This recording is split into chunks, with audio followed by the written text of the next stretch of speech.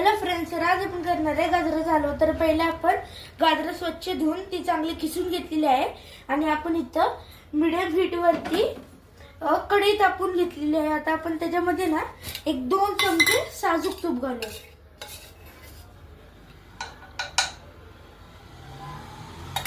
तूप असं जरा मेल्ट झालं ना त्याच्यामध्ये काय घालायचं, त्यामध्ये हे जे आपण गाजर किसलेलं आहे ना ते घालूया। आणि जेव्हा आपण तूप घालतो ना तेव्हा ते मेल्ट झालं की गॅस हाय हीट करायचा। आणि आता आपण हा सगळा गाजर जे किसलेला आहे ते सगळं घालूया। ते छान असं आपण गाजर या तुपामध्ये घालतो ना की ते छान असं थोडंसं गोल्डन रंग येईपर्यंत परतून घेऊया। वरनं थोडंसं तूप सोडलं तरी पण चालतं, आपण थोडंसं सोडूया।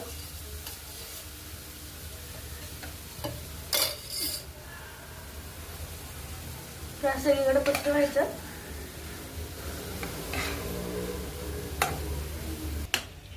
तर बघू शकता ह्याला असं सोनेरी रंग आलेला आहे।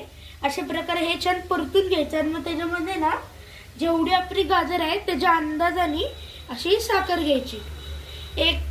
एक दीड वाटीभर साखर, मी 4 गाजर घेतली आहे तर 1.5 ते 2 वाटी साखर खूप होते।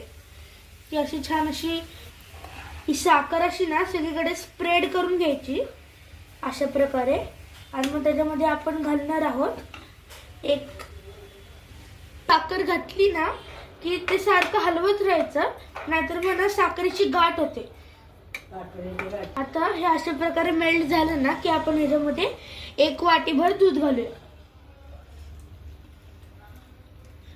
दुधाने काय होतं, दुधाने ना गाजराचा रंग छान येतो त्याच्यात, दुधाने ते चांगलं शिजलं जातं। आता आपण त्याच्यामध्ये सुकामेवा घालूया, थोडेसे मनुके, थोडेसे बदाम आणि थोडेसे काजू। ते दूध सुकामेवा सगळं घातलं ना की ते काय करायचं, ते झाकण ठेवून 10 मिनिटं आपण त्याला एक वाफ काढून घ्यायची, म्हणजे ते गाजर आहे ते असं शिजेल।